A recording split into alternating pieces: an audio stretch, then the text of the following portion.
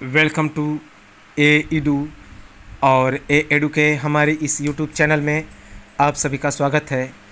तो Indian polity के अंतर्गत जो भारतीय राज्य व्यवस्था है उसके अंतर्गत हम लोग एक छोटा सा टॉपिक आज देखेंगे लोक सेवा आयोग के बारे में, अर्थात पब्लिक सर्विस कमीशन के बारे में, जो कि भाग 14 में वर्णित है हमारे भारतीय संविधान में। हालांकि 308 से लेकर आर्टिकल 308 से लेकर जो इसका वर्णन है किसमें है, तो 308 से इसका जो वर्णन है वह आर्टिकल 308 में है। याद रखेंगे किसमें, 308 से लेकर 323 तक। याद रखेंगे कि मूल रूप से इसका वर्णन इसी में है, आर्टिकल 308 से आर्टिकल 323 में। लेकिन जो यूपीएससी, जो बीपीएससी या फिर राज्य के जितने सारे आयोग हैं उनके बारे में डिटेल अगर वर्णन है तो 315 से 323 के बारे में। तो चलिए हम लोग देखते हैं इस लोक सेवा आयोग के बारे में। सबसे पहले इसकी स्थापना की बात की जाए तो इसकी स्थापना 1926 में हुई थी। 1926 में पूछा जाएगा कि किस आयोग के आधार पर, तो ली आयोग के सुझाव पर। बहुत इंपॉर्टेंट है, कौन से आयोग, ली आयोग के सुझाव पर। तो ली आयोग के सुझाव पर संघ लोक सेवा आयोग का गठन किया गया था और 1926 ईस्वी में। किस भाग में है, तो भाग 14 में है, भाग 14 में। और 315 से लेकर 323, आर्टिकल 315 से लेकर 323 के बीच इस लोक सेवा आयोग के बारे में वर्णन है। तो एक चीज़ तो पता चला कि इसकी स्थापना 1926 ईस्वी में हुई। किसके सुझाव पर, तो ली आयोग के सुझाव पर, आर्टिकल 315 से आर्टिकल 323 के बीच में, और यह भाग 14 में है। अब यह जो किस प्रकार की संस्था है, तो यह एक स्वतंत्र संस्था है। यह जो हमारा लोक सेवा आयोग है एक स्वतंत्र संस्था है और इसे संवैधानिक दर्जा प्राप्त है। बहुत इंपॉर्टेंट है, अर्थात यह संविधान के अंतर्गत आता है। तो लोक सेवा आयोग संविधान के अंतर्गत आता है और यह एक स्वतंत्र संस्था है। इस पर किसी का कोई प्रेशर नहीं है। यह क्या काम है इसका मूल, तो इसका मूल जो काम है केंद्र एवं राज्य की सेवाओं में भर्ती करना, अर्थात इसे केंद्र और राज्य लोक जो नौकरियां हैं, सरकारी सेवा है, उसे भर्ती करने की एजेंसी के रूप में इसे जाना जाता है। तो राज्य के लिए अलग लोक सेवा आयोग होता है और केंद्र के लिए अलग। जो केंद्र के लिए अलग लोक सेवा आयोग होता है उसे हम लोग संघ लोक सेवा आयोग, यूनियन पब्लिक सर्विस कमीशन कहते हैं, और राज्य के लिए राज्य लोक सेवा आयोग। हालांकि यह सभी स्टेट में राज्य लोक सेवा आयोग नहीं है। कुछ स्टेट में जो लोक सेवा आयोग है उसमें 2-3 राज्यों को मिला करके उसका प्रशासन चलाया जाता है, जैसे कि बिहार में, छत्तीसगढ़ में, उत्तराखंड में, उत्तर प्रदेश में। इन सभी में अपने अपने राज्य लोक सेवा आयोग हैं। लेकिन कुछ जो स्टेट हैं उनकी लोक सेवा आयोग दूसरे स्टेट पे चलती है, तो वहाँ पे संयुक्त लोक सेवा आयोग की स्थापना की जाती है, कंबाइंड पब्लिक सर्विस कमीशन, जहाँ पे 2 या 2 से अधिक राज्य मिलकर एक कमीशन का निर्माण करते हैं। तो इसका मुख्य कार्य है केंद्र एवं राज्य सेवाओं की भर्ती करना, जो इसी कारण इसे केंद्रीय एवं राज्य भर्ती की एजेंसी कहा जाता है। इम्पोर्टेंट है। अब है इसके पहले अध्यक्ष कौन थे, तो रॉस बारकर थे। इसके पहले अध्यक्ष रॉस बारकर थे। तो पूछा जाएगा कि स्वतंत्रता प्राप्ति से पहले, अर्थात जब इसका गठन हुआ था अंग्रेजों के समय, तो उसके पहले अध्यक्ष थे रॉस बारकर। इम्पॉर्टेंट है, रॉस बारकर। इसके बाद 3 प्रकार के यह होते हैं। एक होता है यूपीएससी, जिसे हम लोग संघ लोक सेवा आयोग कहते हैं। एक एसपीएससी होता है, स्टेट पब्लिक सर्विस कमीशन, राज्य लोक सेवा आयोग। और एक सीपीएससी होता है, अर्थात कंबाइंड पब्लिक सर्विस कमीशन, संयुक्त लोक सेवा आयोग। तो एक होता है लोक सेवा आयोग के बारे में यदि बात की जाए तो मुख्यतः केंद्रीय लोक सेवा आयोग के बारे में ही हम लोग जानते हैं। पहले उसका नाम था लोक सेवा आयोग, बाद में बदल कर उसका नाम संघ लोक सेवा आयोग कर दिया गया, फेडरल पब्लिक सर्विस कमीशन। तो यूपीएससी अर्थात यूनियन पब्लिक सर्विस कमीशन, उसके बाद स्टेट पीएससी अर्थात राज्य लोक सेवा आयोग, और उसके बाद सीपीएससी अर्थात कंबाइंड पब्लिक सर्विस कमीशन। तो 3 प्रकार के ये लोक सेवा आयोग के भाग होते हैं। अब है कि जो भारत सरकार अधिनियम पारित हुआ था 1935, तो भारत सरकार अधिनियम 1935, इस 1935 के अंतर्गत चूँकि भारतीय संविधान में जितने सारे कंटेंट हैं उसका 80% हिस्सा वह इसी भारत परिषद अधिनियम 1935 का है, जिसके अंतर्गत संघीय न्यायालय की स्थापना हुई थी, फेडरल कोर्ट की स्थापना हुई थी। तो भारत सरकार अधिनियम 1935 के तहत लोक सेवा आयोग का नाम बदल के क्या किया गया था, तो संघ लोक सेवा आयोग किया गया। तो एग्जाम में पूछा गया है कि लोक सेवा आयोग का नाम बदल के संघ लोक सेवा आयोग कब किया गया, तो फेडरल पब्लिक सर्विस कमीशन किया गया भारत सरकार अधिनियम 1935 के तहत। इंपॉर्टेंट है। अब हम लोग आते हैं कि आर्टिकल के बारे में। सबसे पहले आर्टिकल 315, आर्टिकल 315 के बारे में हम लोग देखें तो आर्टिकल 315 के बारे में हम लोग देखते हैं कि यह जो आर्टिकल 315 है, आर्टिकल 315 इसमें संघ और राज्य लोक के लिए लोक सेवा आयोग अर्थात संघ के लिए एक और प्रत्येक राज्य के लिए एक लोक सेवा आयोग होगा, और संयुक्त लोक सेवा आयोग का गठन होगा। अर्थात आर्टिकल 315 में हम लोग राज्य और संघ लोक सेवा आयोग के बारे में पढ़ते हैं और संयुक्त लोक सेवा आयोग के बारे में भी हम लोग पढ़ते हैं। तो सबसे पहले इम्पॉर्टेंट है, पूछा जाता है कि लोक सेवा आयोग चाहे राज्य हो या केंद्र हो, इन दोनों का वर्णन किस में है, तो आर्टिकल 315 में बहुत इंपॉर्टेंट है, बहुत इंपॉर्टेंट है आर्टिकल 315। तो आर्टिकल 315 में क्या है, तो संघ एवं राज्य के लोक सेवा आयोग का वर्णन है, इंपॉर्टेंट है। अब देखा जाए कि ये जो आर्टिकल्स हैं 315, इसमें राज्य एवं संघ के लिए एक लोक सेवा आयोग का गठन किया जाएगा। इसके बाद आर्टिकल 316, आर्टिकल 316 में संघ और राज्य के लोक सेवा आयोग के सदस्यों की नियुक्ति और पदावधि का वर्णन है। तो संघ लोक सेवा आयोग के सदस्यों की नियुक्ति एवं पदावधि का वर्णन है, साथ ही साथ राज्य के लोक सेवा आयोग के अध्यक्ष एवं उसके सदस्यों की नियुक्ति और पदावधि का वर्णन है। किसमें, तो 316 में, आर्टिकल 316 अनुच्छेद 316 में क्या है, तो जो जितने सारे लोक सेवा आयोग हैं उनके सदस्यों की नियुक्ति और पदावधि का वर्णन किसमें है, तो आर्टिकल 316 में। आर्टिकल 316 में क्या लिखा गया है कि संघ लोक सेवा आयोग के सदस्यों की नियुक्ति किसके द्वारा होती है, तो राष्ट्रपति के द्वारा। याद रखेंगे, जो यूनियन पब्लिक सर्विस कमीशन है उसके सदस्यों की नियुक्ति राष्ट्रपति के द्वारा होता है, लेकिन जो राज्य लोक सेवा आयोग है उसके सदस्यों की नियुक्ति राज्यपाल के द्वारा होती है। तो राज्य के अंदर में जो पब्लिक सर्विस कमीशन के जो मेंबर होते हैं, सदस्य होते हैं, उनकी नियुक्ति राज्यपाल करता है और संघ लोक सेवा आयोग के सदस्यों की नियुक्ति राष्ट्रपति करता है। इसके बाद ये है आर्टिकल 16। अब आता है कि जो इसके सदस्य कितने होते हैं, तो सबसे पहले इसके सदस्यों की संख्या कोई लिमिट नहीं है, इसके सदस्यों की संख्या कोई लिमिट नहीं है। तो यदि हम लोग बात करें सदस्यों की, तो मेनली बात करते हैं यूपीएससी के अर्थात संघ लोक सेवा आयोग की। तो इसमें वर्तमान में एक अध्यक्ष है और 10 सदस्य हैं। तो एक अध्यक्ष है और 10 सदस्य हैं, लेकिन अधिकतम सदस्यों की संख्या का कोई प्रावधान नहीं है।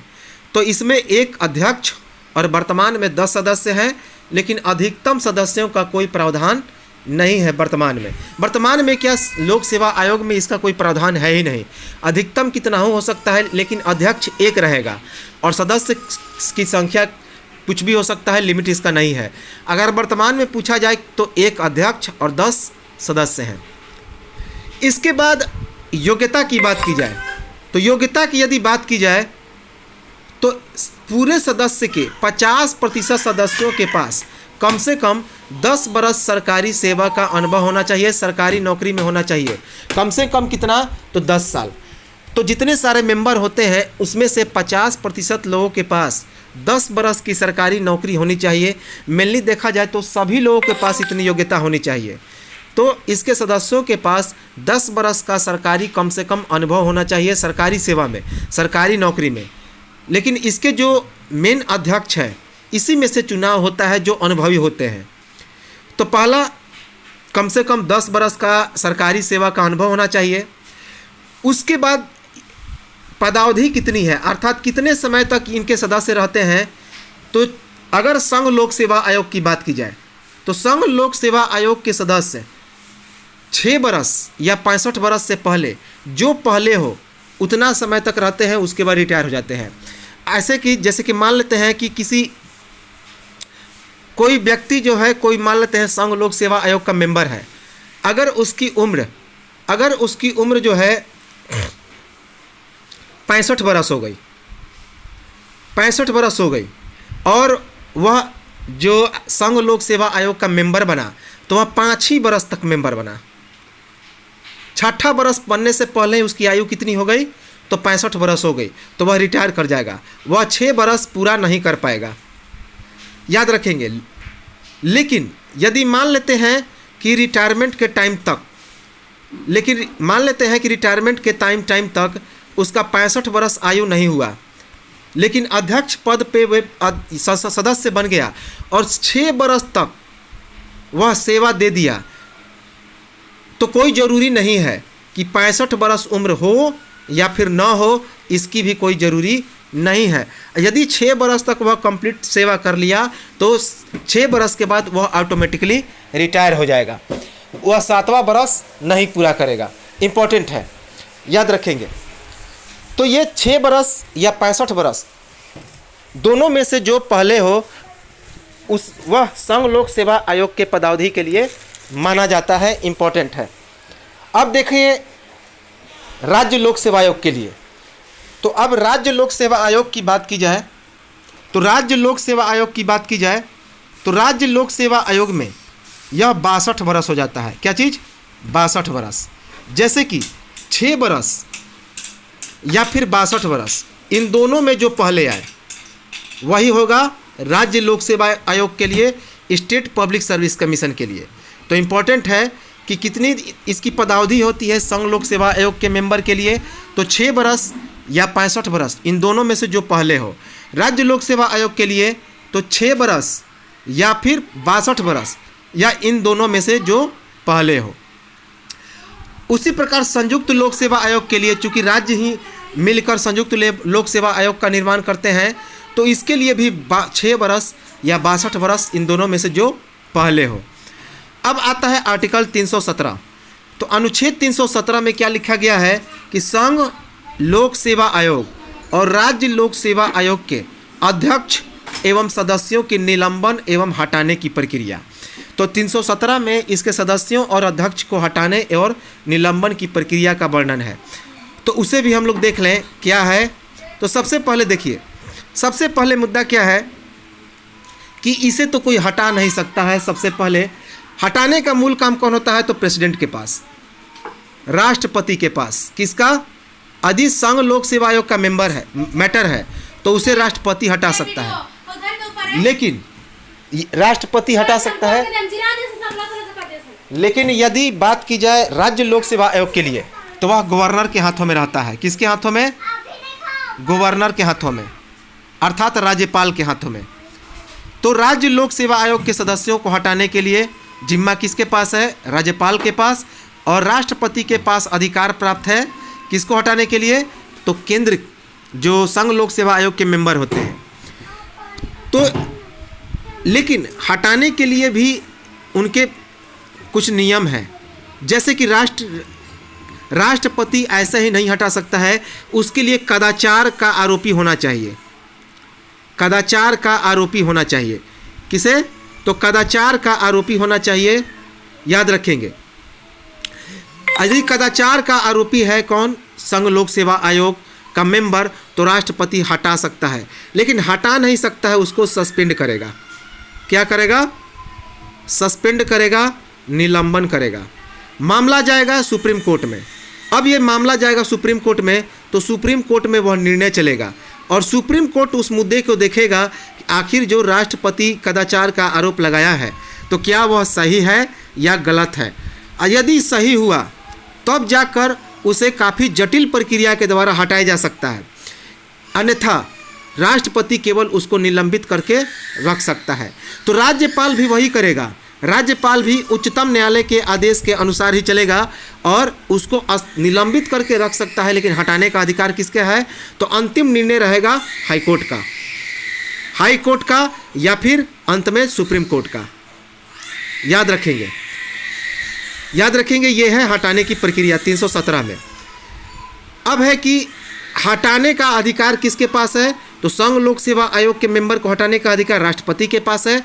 कई बार एग्जाम में पूछा गया है, लेकिन राज्यपाल केवल निलंबित कर सकता है। तो एक बात याद रखेंगे कि राज्य का कोई लोक सेवा आयोग का मेंबर हो या केंद्र के लोक सेवा आयोग का कोई मेंबर हो, उसे हटा केवल सकता है राष्ट्रपति, लेकिन अंतिम निर्णय किसका होगा?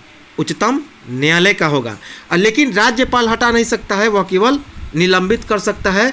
जब तक सुप्रीम कोर्ट का आदेश नहीं आता है उसको सस्पेंड करके रख सकता है। इंपॉर्टेंट है।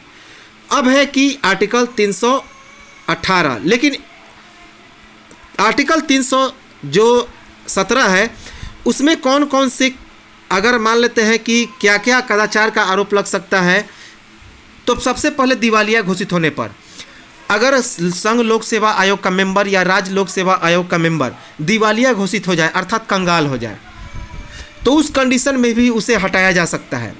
दूसरा, कहीं और नौकरी कर लेने पर अर्थात अध्यक्ष पद पर है या सदस्य के पद पर है और किसी और गवर्नमेंट की नौकरी कर रहा है या किसी और प्राइवेट की नौकरी कर रहा है, किसी कंपनी का मालिक है, कंपनी का साझेदार है, तो उस कंडीशन में भी उसे हटाया जा सकता है। या फिर मानसिक और शारीरिक रूप से वह सक्षम नहीं है, तब भी उसे हटाया जा सकता है। जैसे कि वर्तमान में VRS लागू हो चुका है, तो उसके अंतर्गत जो अक्षम व्यक्ति हैं उन्हें गवर्नमेंट क्या कर दे रही है? हटा दे रही है। तो दिवालिया घोषित होने पर, कहीं और नौकरी करने पर, किसी कंपनी का साझेदार होने पर और मानसिक और शारीरिक रूप से सक्षम नहीं होने पर इन्हें क्या किया जा सकता है? तो हटाया जा सकता है। इसके बाद है आर्टिकल 318। हालांकि ऐसे कभी होते नहीं हैं, ये पूरी तरह से रिटायर होने के बाद ही हटते हैं। अब आता है आर्टिकल 318। आर्टिकल 318 संघ एवं राज्य लोक सेवा आयोग के सदस्य एवं अध्यक्ष तथा राज्य लोक सेवा आयोग के अध्यक्ष के वेतन भत्ते और अन्य शर्तों के बारे में वर्णन है। तो इम्पॉर्टेंट है कि वेतन भत्ता और भी जितनी सारी सुविधाएं हैं उसका वर्णन किस में है? आर्टिकल 318 में। आर्टिकल 318 में संघ लोक सेवा आयोग के सदस्य, अध्यक्ष, इन सभी के वेतन भत्ते कहाँ से मिलते हैं? तो संचित निधि से। बहुत इंपॉर्टेंट है। यदि संघ लोक सेवा आयोग का कोई मेंबर है तो उसका वेतन संघ के संचित निधि से, जबकि जो राज्य लोक सेवा आयोग का कोई मेंबर है तो उसका वेतन राज्यों की संचित निधि से मिलती है। हम लोग पढ़ेंगे कि संचित निधि क्या है। और जो संघ लोक सेवा आयोग के जो अध्यक्ष हैं उनके सदस्यों के वेतन एवं भत्ता का निर्धारण कौन करता है? तो राष्ट्रपति करता है। याद रखेंगे, दोनों का, संघ लोक सेवा आयोग का भी और राज्य लोक सेवा आयोग का भी, दोनों के भत्ते और पेंशन का निर्धारण राष्ट्रपति करता है। याद रखेंगे। और इनका वेतन कहाँ से मिलता है? तो संचित निधि से। संचित निधि से।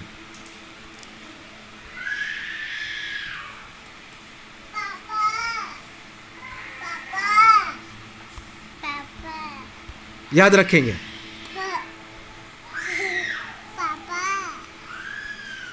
अब देखिए, अब है क्या कि जो संघ लोक सेवा आयोग है, जो संघ लोक सेवा आयोग है, इसके अध्यक्ष एवं सदस्यों के वेतन, भत्ते और सेवा का निर्धारण कैसे होता है? तो इसका भी संचित निधि से होता है, लेकिन राज्य के। इम्पोर्टेंट है। तो देख, राष्ट्रपति क्या करता है कि राज्यपाल को इनके जो राज्य लोक सेवा आयोग के मेंबर होते हैं उनको वेतन का निर्धारण करके भेज देता है और राज्यों में राज्यपाल उसको लागू करता है। तो इम्पोर्टेंट है कि राज्य का जो लोक सेवा आयोग है उसके अध्यक्ष एवं सदस्यों के वेतन एवं भत्ते का निर्धारण करता है। वास्तव रूप से देखा जाए तो राज्य के अंदर राज्यपाल और स्टेट केंद्र के अंदर अर्थात संघ के अंदर राष्ट्रपति करता है। तो राज्य के संचित निधि से राज्यों के संघ लोक सेवा आयोग के मेंबर का वेतन, भत्ता और पेंशन जितने सारे हैं वह निर्धारण होता है संचित निधि से। याद रखेंगे, इंपॉर्टेंट है। संयुक्त लोक सेवा आयोग के अध्यक्ष एवं सदस्यों के वेतन, भत्ते और सेवा शर्त का निर्धारण यह भी राज्यों की संचित निधि से मिलकर बांटा जाता है। अब जैसे कि 2-3 राज्य मिलकर संयुक्त लोक सेवा आयोग का गठन किए तो कुछ हिस्सा जो राज्य मिलकर इसका गठन करते हैं सबका कुछ हिस्सा रहेगा उनको वेतन देने में, उनके सदस्यों अध्यक्षों के वेतन, भत्ते, पेंशन इन सभी के निर्धारण में। अब आर्टिकल 319 के बारे में आते हैं। आर्टिकल 319 में संघ लोक सेवा आयोग के अध्यक्ष और सदस्यों की सेवानिवृत्ति के बाद पद ग्रहण के बारे में वर्णन है कि इनका जब सेवानिवृत्ति हो जाएगा, रिटायरमेंट हो जाएगा तो ये कौन से पद पर बने रहेंगे।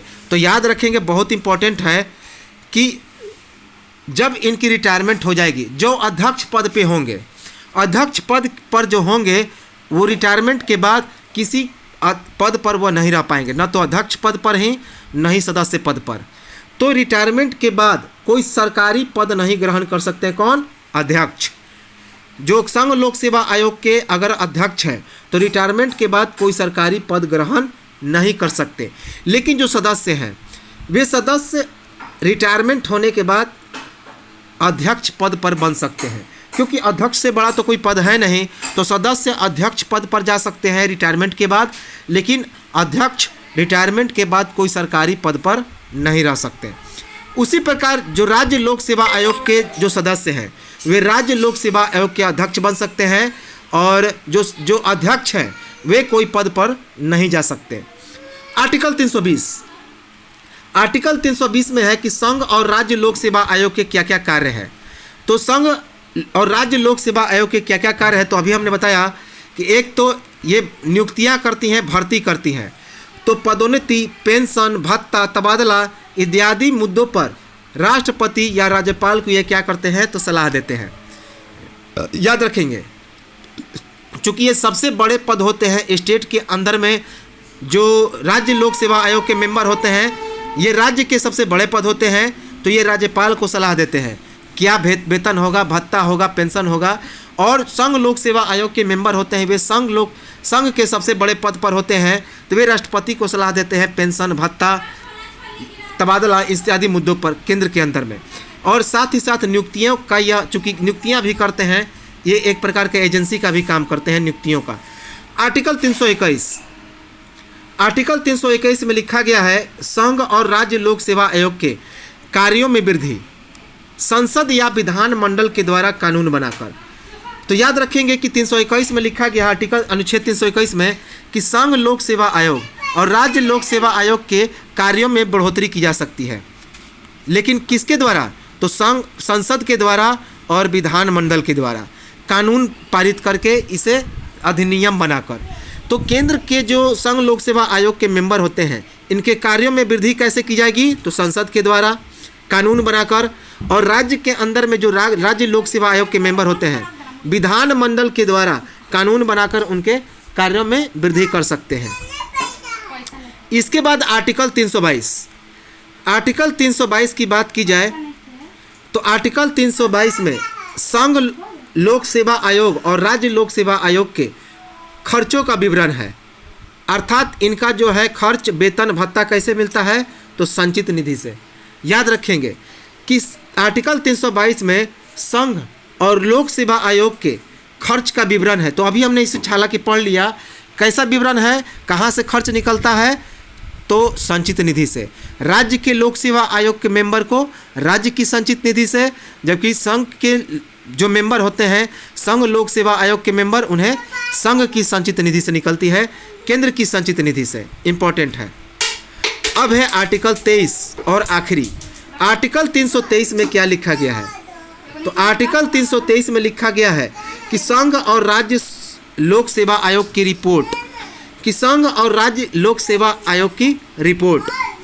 तो इसमें क्या लिखा गया है कि जो संघ लोक सेवा आयोग है अपनी रिपोर्ट किसको सौंपते हैं, तो राष्ट्रपति को, जबकि राज्य लोक सेवा आयोग अपनी रिपोर्ट किसे सौंपते हैं, तो राज्यपाल को। तो राज्य लोक सेवा आयोग के मेंबर अपनी रिपोर्ट राज्यपाल को, जबकि संघ लोक सेवा आयोग के जो मेंबर होते हैं अपनी रिपोर्ट राष्ट्रपति को देते हैं। तो देखा जाए तो इनके सारा अधिकार किसके पास है, तो वह अधिकार है किसके पास, राष्ट्रपति के पास। बहुत बहुत इंपॉर्टेंट है। कई बार एग्जाम में पूछा जाता है कि राष्ट्रपति के कार्यों के बारे में, अधिकार के बारे में, तो एक अधिकार तो यह भी है कि राष्ट्रपति संघ लोक सेवा आयोग के सदस्यों की नियुक्ति करता है, याद रखेंगे। इसके बाद एक चीज़ है, याद रखेंगे कि संघ लोक सेवा आयोग के प्रथम अध्यक्ष कौन थे। स्वतंत्रता प्राप्ति के बाद एच.के. कृपलानी, ये प्रथम भारतीय थे, एच.के. कृपलानी, स्वतंत्रता प्राप्ति के बाद। तो पूछा जाता है, यदि पूछा जाएगा कि संघ लोक सेवा आयोग के प्रथम अध्यक्ष कौन थे, तो रॉस बारकर ही, याद रखेंगे, एग्जाम में रॉस बारकर ही पूछा जाएगा। लेकिन यदि पूछा जाएगा कि स्वतंत्रता प्राप्ति के बाद प्रथम भारतीय, तो एच.के. कृपलानी, एच.के. कृपलानी। अगर वर्तमान में अध्यक्ष पूछा जाए तो मनोज सोनी है। कौन है, मनोज सोनी है, याद रखेंगे, मनोज सोनी, इंपॉर्टेंट है, मनोज सोनी, मनोज सोनी। तो ये तो था हमारा इंडियन पॉलिटी का एक बहुत इंपॉर्टेंट टर्म। निश्चित तौर पे यहाँ से प्रश्न 1 से 2 नंबर आते ही आते हैं। तो इंडियन पॉलिटी का एक फैक्ट हम लोग देखें। अगले हम लोग वीडियो में क्या देखेंगे, इंडियन पॉलिटी के कुछ और फैक्ट को देखेंगे, जैसे कि चुनाव आयोग के बारे में, और उसके बाद देखेंगे वित्त आयोग के बारे में। 2 टर्म हम लोग शायद देखेंगे। और राष्ट्रपति हमारा जो है अभी हम लोग स्टॉप करके रखे हुए हैं, तो राष्ट्रपति को भी हम लोग देखेंगे। तो चलिए हम लोग मिलते हैं अगले वीडियो में और चर्चा करेंगे हम लोग इस इंडियन पॉलिटी के अगले सफ़र को। तब तक नमस्कार, जय हिंद। और एक चीज़ कमेंट करें कि यह जो नया शैली से पढ़ाने का तरीका है वह कैसा लगा, तो इसके बारे में भी हमें बताएं। अगर कोई इम्प्रूवमेंट करना हो तो हम लोग उसे इम्प्रूव करके सुधारने का प्रयास करेंगे। तो चलिए मिलते हैं हम लोग अगले वीडियो में। तब तक नमस्कार, जय हिंद।